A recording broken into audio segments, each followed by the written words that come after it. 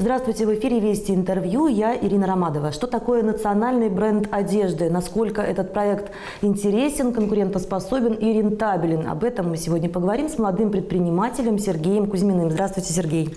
Здравствуйте, Ирина. Расскажите, почему именно одежда, что такое национальный бренд, как вы пришли к такой идее создания такого бизнеса? Если бы мне кто-то полгода назад сказал, что я буду заниматься производством одежды, я бы, наверное, сказал, вряд ли такое возможно. Но весной этого года, во время самоизоляции, я активно думал над тем, чтобы начать свою предпринимательскую деятельность. И поскольку я сам родом из Чувашии, мне хотелось делать что-то значимое и интересное в Чувашии. Брендов одежды на сегодняшний день, что в маркетплейсах в интернете, что в магазинах, очень много, но такого бренда, который бы нес под собой какую-то чувашскую идентику, нес под собой какую-то чувашскую культуру, у нас в Чувашии нет. Я так понимаю, это как раз коробочка, так сказать, с сюрпризом, да? Почему Аван? Это название. Аван вообще с чувашского языка, мы знаем, переводится как «хороший», «замечательный».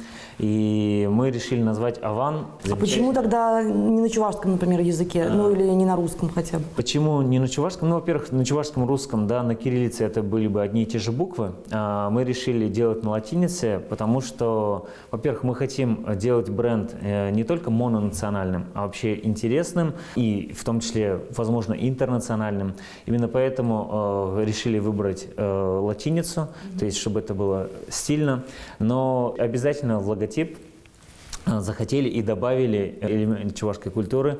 Это восьмиконечная звезда, она есть и на чувашском гербе, которая означает гармония и согласие. Вы говорите, да, о том, что уже думаете о выходе на международный рынок. Понятно, без амбиций в бизнесе никуда, но действительно, так сказать, продукт должен быть конкурентоспособен. Чем, допустим, Аван отличается от других производителей? То есть фишки какие-то, особенности свои? Первое, на что смотрит покупатель при приобретении качество? Да. Нет, цена. Да, вот вы начали сразу, да? Очень помогаете мне. Первое – качество. Мы шьем всю нашу одежду из наиболее качественных материалов. Я сейчас могу даже сказать, что это 2-3 ниточный футер самого высокого качества. На мой взгляд, на что еще смотрят? Безусловно, смотрят на то, какая одежда. То есть какая она стильная, красивая и интересная. И в этом смысле мы постарались взять наиболее удачные дизайнерские, скажем так, разработки. Да, у нас сейчас, наверное, будет немножко бравадой говорить так, потому что у нас небольшая линейка одежды, но действительно старались взять наиболее успешные и интересные, популярные, модные в этом году цвета. Именно из них сейчас шьем нашу одежду. И плюс этот логотип, мы его выбирали тоже с нашими подписчиками. У нас целиком и полностью свое собственное производство. То есть мы отшиваем в Чувашии, коробки делаем в Чувашии, принтуем в Чувашии, ткани покупаем в Чувашии и так далее. Почему это мне кажется важным? Безусловно, рынок одежды, он невероятно конкурентный, насыщенный. Большинство из представленных брендов – это все закупочные бренды. Отшиваются в азиатских странах. Здесь же мы, отшиваясь здесь, мы создаем, скажем так, даем работу другим предпринимателям на пошиве, покупаем коробки и так далее. То есть мы поддерживаем местный бизнес, местный бизнес поддерживает нас. Таким образом мы хоть и очень малый бизнес сейчас, но все с чего-то начинают, но уже сейчас мы создаем какую-то малую составляющую в успехе чувашской экономики. Сергей, как вы говорите, да, что была пандемия, я сидел дома и решил, что надо открывать свой бизнес, и это будет одежда, но наверняка просто так так сказать, из ниоткуда такие мысли не приходят. И опять же, даже если они и приходят, то нужна какая-то, наверное, поддержка. Есть республиканский бизнес-инкубатор, в который мы обратились за поддержкой, и эту поддержку мы там нашли.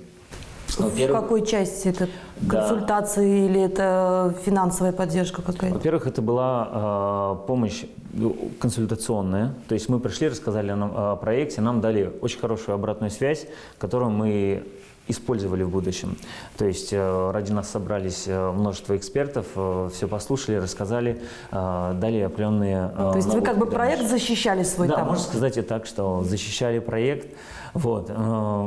Дальше была поддержка информационная, что, безусловно, очень круто. В различных изданиях, благодаря поддержке республиканского бизнес-инкубатора, мы выступаем, можем рассказывать о своем проекте, доносить это до жителей Чувашии. И сейчас мы претендуем на финансовую поддержку от Центра «Мой бизнес», республиканского бизнес-инкубатора.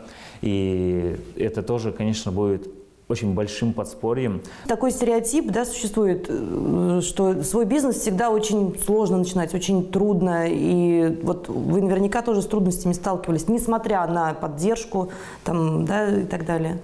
Да, я бы сказал даже, что это не стереотип, это голая правда. Действительно, это так. Вообще, я думал, что если меня кто-нибудь спросит однажды, ну что для тебя бизнес, одним словом, я бы назвал это преодолением, потому что ты ежедневно должен преодолевать различные трудности. Самая главная, наверное, трудность – это незнание.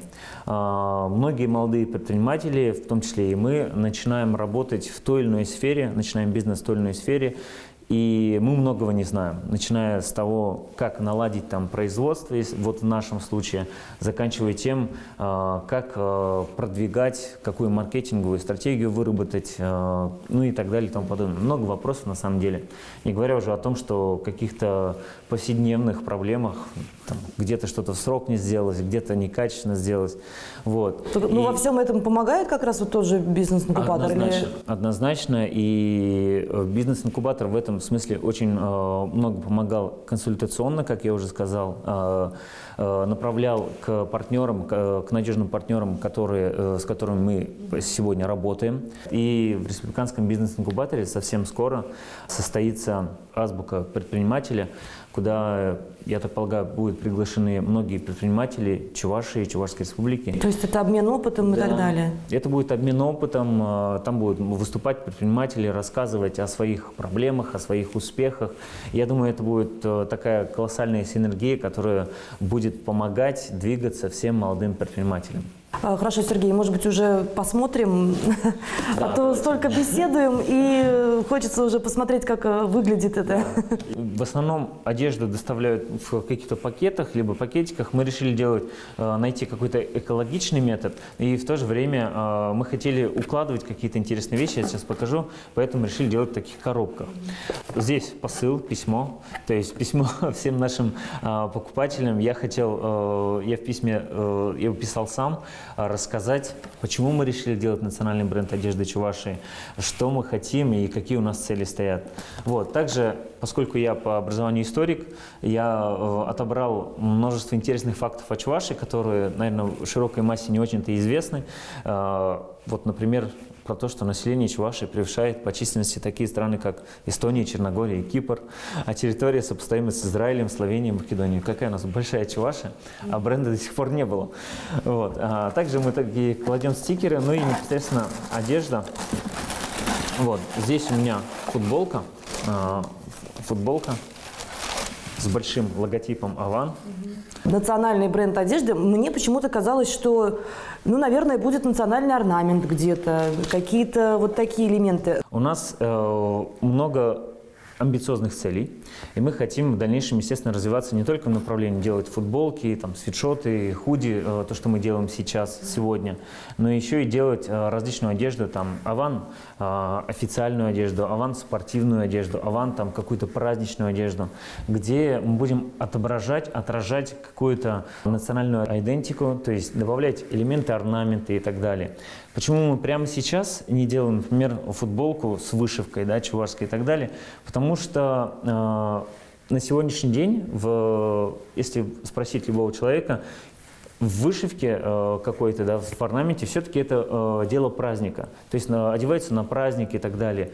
Подумать... Не совсем соглашусь, конечно. Мне кажется, в обычной даже вот ежедневной одежде этот элемент очень даже украшает. Да, я согласен с вами. И подумать, и придумать, как нам в ежедневной в одежде как-то это интегрировать и сделать красивой подачей, да, с красивой подачей, то есть продумать дизайн именно чувашской одежды, это уже дела будущих дней. То есть поскольку мы бизнес, который только-только начал развиваться, мы начали с более понятных, простых вещей.